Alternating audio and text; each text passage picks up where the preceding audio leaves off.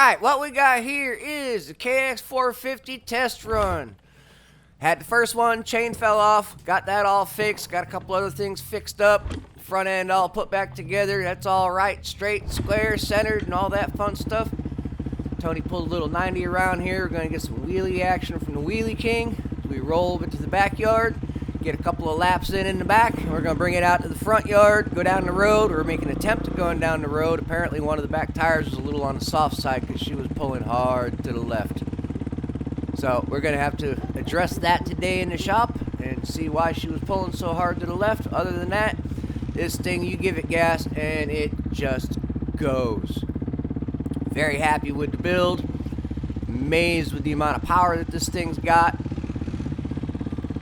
You guys haven't seen the build, go back through the channel and flip through. There's all kinds of different parts of the build for this KX450 because I built the swing arm, subframe, pretty much everything on this to make it a three-wheeler from a dirt bike. Enjoy the ride video. Remember, comments are always welcome. I'll see you in the next one.